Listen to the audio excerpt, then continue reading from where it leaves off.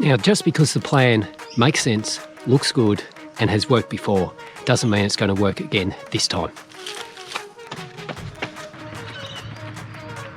How do you know the difference between sticking with it and trusting in the plan versus knowing this plan's not working and making changes?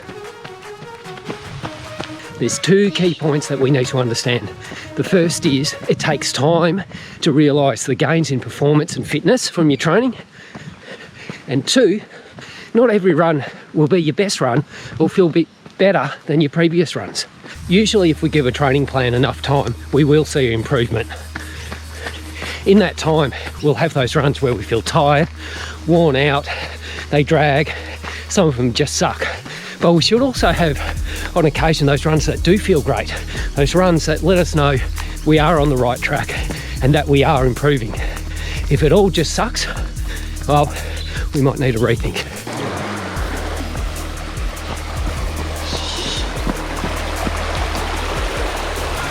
Right, the river's up today. I'll skip this crossing. So why would we want to change a plan? Well, to put it another way, how do we know that we should change the plan? How do we know when it's not working? We look at other factors, and I've split them up into three categories. The first is, are you able to execute the plan?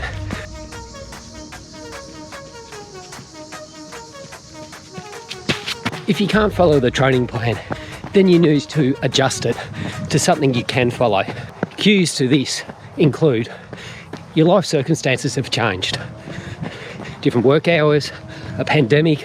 The other is, and it's one I've been guilty of many times, is overestimating how much time I actually have to train and how I can fit it in. And the other is, for whatever reason, you find you keep skipping sessions or dropping some training sets. If you actually can't do it and you keep skipping it, you need to change. If you can't execute the plan, you need to adjust to make it work. Category number two is the plan breaking you down instead of building you up? After we take into account that we're not going to feel great every run and every run is not going to be our best, if on the other hand, every run is its worst, we keep going downhill, everything keeps dragging and we're getting worse and worse, then the plan's not working. At this time, the plan doesn't allow us to adapt and rebuild stronger to the training. Instead, it's breaking us down. We're not giving our bodies the opportunity, for whatever reason, to grow with the plan. The main culprits for when your body won't adapt to the training is sleep problems, increased stress in any area of your life, not taking enough recovery, too much volume, ramping things up too quickly, too much high intensity. If your training plan is breaking you down, look at those culprits. Address your sleep, address your stress, take it into account. It does affect your training. Include it in your plan, how you're going to manage them. That leaves us with one more category, category number 3, on why we need to change our training plans.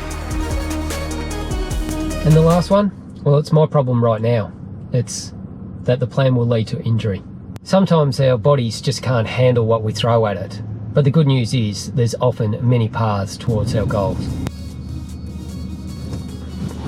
So my plan has included regular tempo runs, and I've chosen to include regular tempo runs because historically, over all the years, I've responded really well to them. When I've been fit enough, I've made some great gains with them, but they're not working for me this time.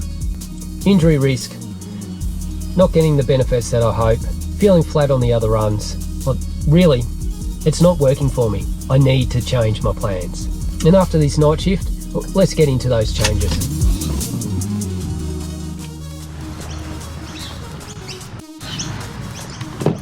Right, that's night shift done and dusted.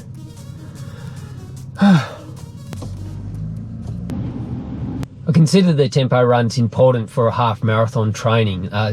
After all, they're very close to half marathon race pace. So what I hoped to develop out of them was efficiency at that pace, the ability to extend the time that I can run at the speed at my threshold. And because the tempo runs were a lower pace and a lower intensity than the interval training I was doing, I was banking on them being less of a risk for my injury concerns.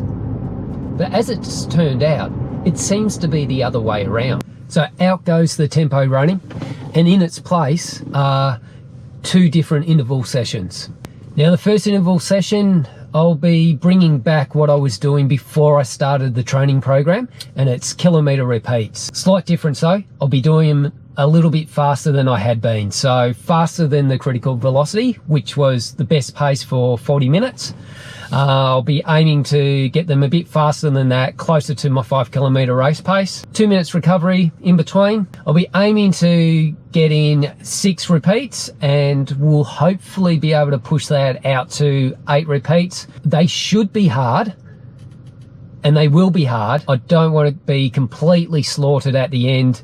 I should be able to feel like I could go for another repeat by the time I finish. The other interval session will be what I had already had planned in this training program, repeats of 2 kilometres. Now the plan was originally calling for 4 times 2 kilometre repeats at critical velocity. I'll aim to hit that pace still. It's still faster than the anaerobic threshold. I want to really dial in the pace and the intensity, make sure I don't push it out too fast and fly and die or crash and burn, go out too fast, wipe the session. I want to be able to extend that session out now.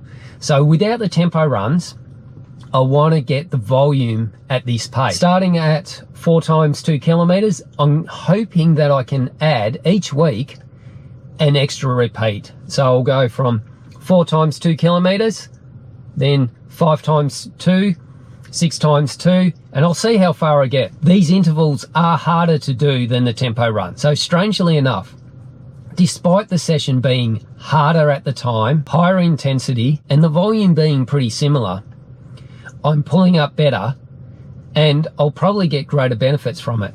I think one of the kicker is I get that recovery in between the repeats, and it gives the Achilles, it gives the tendon that little bit of reprieve, and that reprieve seems to make all the difference. My form feels better during the intervals than it had been during the tempo runs, and that might be a big factor in it. So without the tempo runs, one thing I'll be missing is the practice at race pace, which is something I can take into account. Running more at the higher speeds above race pace, well, I've been there before, I've done that, and the risk is that when I hit the race, it feels easy to go out too fast. I know this, I need to take it into account on the day.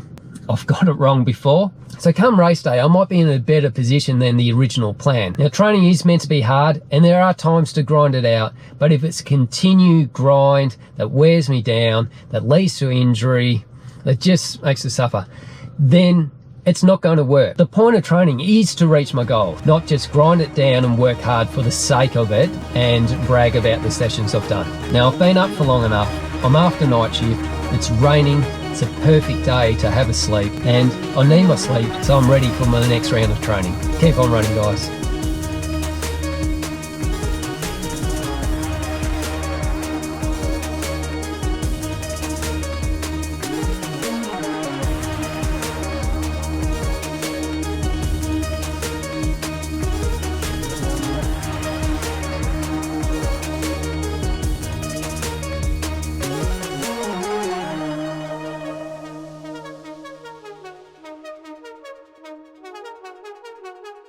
Thank you.